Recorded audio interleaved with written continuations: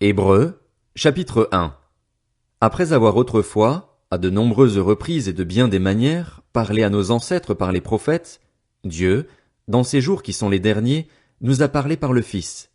Il l'a établi héritier de toutes choses et c'est par lui aussi qu'il a créé l'univers. Le Fils est le reflet de sa gloire et l'expression de sa personne, il soutient tout par sa parole puissante.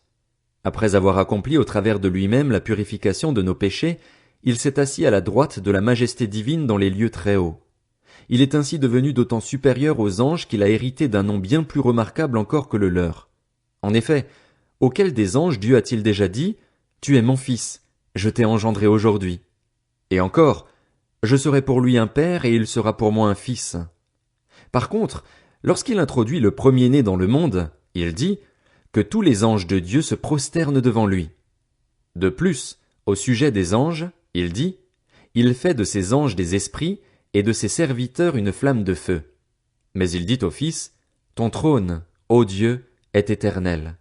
Le sceptre de ton règne est un sceptre de justice. Tu as aimé la justice et tu as détesté la méchanceté. C'est pourquoi, ô Dieu, ton Dieu t'a désigné par onction comme roi, de préférence à tes compagnons, avec une huile de joie. Et c'est toi, Seigneur, qui au commencement a fondé la terre, et le ciel est l'œuvre de tes mains. Eux, ils disparaîtront, tandis que toi, tu restes là. Ils vieilliront tous comme un vêtement. Tu les enrouleras comme un manteau, ils seront remplacés comme un vêtement. Mais toi, tu es toujours le même et ton existence n'aura pas de fin.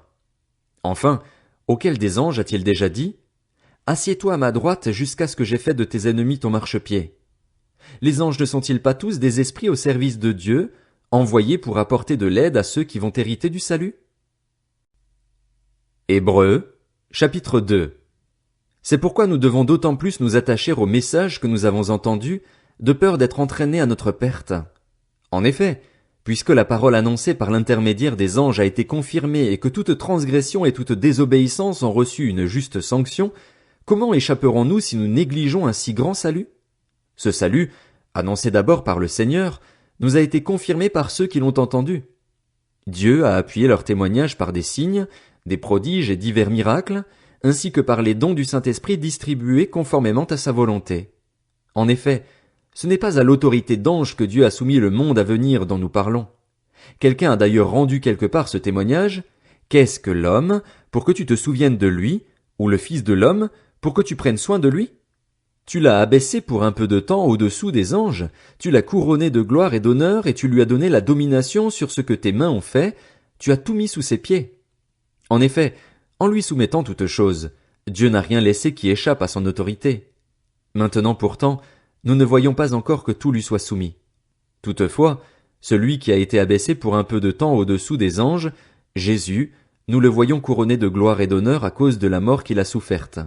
Ainsi, par la grâce de Dieu, il a connu la mort pour tout être humain. En effet, celui pour qui et par qui toute chose existe voulait conduire à la gloire beaucoup de fils. Il lui convenait donc de qualifier parfaitement par des souffrances l'auteur de leur salut. De fait, celui qui procure la sainteté et ceux qui en bénéficient ont tous une seule et même origine, c'est pourquoi il n'a pas honte de les appeler ses frères lorsqu'il dit « J'annoncerai ton nom à mes frères, je te célébrerai au milieu de l'assemblée. » Et encore, je me confierai en lui. Et enfin, me voici, moi et les enfants que Dieu m'a donnés. Puisque ces enfants ont en commun la condition humaine, lui-même l'a aussi partagée de façon similaire. Ainsi, par sa mort, il a pu rendre impuissant celui qui exerçait le pouvoir de la mort, c'est-à-dire le diable, et libérer tous ceux que la peur de la mort retenait leur vie durant dans l'esclavage. En effet, assurément, ce n'est pas à des anges qu'il vient en aide, mais bien à la descendance d'Abraham. Par conséquent, il devait devenir semblable en tout à ses frères afin d'être un grand prêtre rempli de compassion et fidèle dans le service de Dieu pour faire l'expiation des péchés du peuple. En effet, comme il a souffert lui-même lorsqu'il a été tenté, il peut secourir ceux qui sont tentés. Hébreux, chapitre 3. Ainsi donc, frères et sœurs saints, vous qui avez part à l'appel céleste, portez vos pensées sur l'apôtre et le grand prêtre de la foi que nous professons, Jésus-Christ. Il est resté fidèle à celui qui l'a établi tout comme Moïse l'a été dans toute sa maison. En effet, il a été jugé digne d'une gloire supérieure à celle de Moïse, dans la mesure où celui qui a construit une maison reçoit plus d'honneur que la maison elle-même. Toute maison est construite par quelqu'un, mais celui qui a construit toute chose, c'est Dieu. Moïse a été fidèle dans toute la maison de Dieu comme serviteur, pour témoigner de ce qui allait être dit, mais Christ l'est comme fils à la tête de sa maison. Or sa maison, c'est nous, pourvu que nous retenions fermement jusqu'à la fin la confiance et l'espérance dont nous tirons notre fierté. C'est pourquoi, comme le dit le Saint-Esprit, aujourd'hui, si vous entendez sa voix, n'endurcissez pas votre cœur comme lors de la révolte, comme le jour de la tentation dans le désert.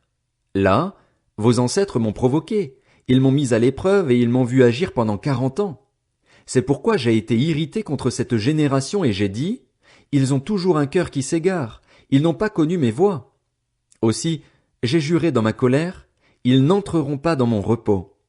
Faites attention, frères et sœurs, qu'aucun de vous n'ait un cœur mauvais et incrédule qui le détourne du Dieu vivant.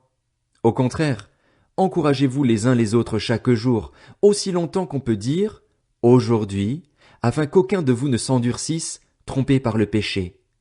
En effet, nous sommes devenus les compagnons de Christ, pourvu que nous retenions fermement jusqu'à la fin notre position première, aussi longtemps qu'il est dit, aujourd'hui, si vous entendez sa voix, n'endurcissez pas votre cœur comme lors de la révolte. Qui s'est en effet révolté après avoir entendu? N'est-ce pas tous ceux qui étaient sortis d'Égypte sous la conduite de Moïse? Contre qui Dieu a-t-il été irrité pendant 40 ans? N'est-ce pas contre ceux qui avaient péché et dont les cadavres sont tombés dans le désert? Et à qui a-t-il juré qu'il n'entrerait pas dans son repos, sinon à ceux qui avaient désobéi? Ainsi nous voyons qu'ils n'ont pas pu y entrer à cause de leur incrédulité.